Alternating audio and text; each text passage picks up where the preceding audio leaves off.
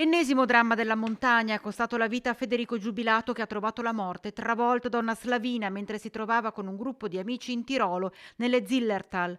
Freerider, ingegnere meccanico con smisurata passione per la montagna e per gli sport estremi, avrebbe compiuto 42 anni proprio questo 30 marzo. Viveva con la famiglia in via Dante Alighieri a San Giuseppe di Cassola, dove aveva allestito anche il suo studio di consulenza.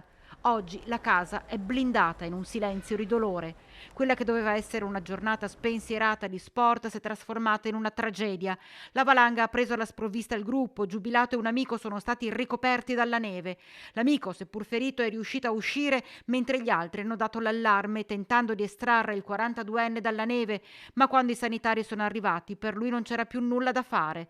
Nelle scorse ore è stata eseguita l'autopsia sul corpo dell'ingegnere per capire cosa possa averne procurato il decesso. Un duro, durissimo colpo per la famiglia e per gli amici, perché Federico Giubilato non avrebbe mai lasciato nulla al caso. Per quanto amasse le sfide, lo faceva sempre con estrema attenzione, quasi un ossimoro esistenziale. Innamorato di una montagna, come commenta la presidente della sezione CAI di Bassano, che mai potrà garantire la sicurezza al 100%, a maggior ragione in questi ultimi tempi. Tra le meraviglie della natura sicuramente la neve è una di quelle più attrattive.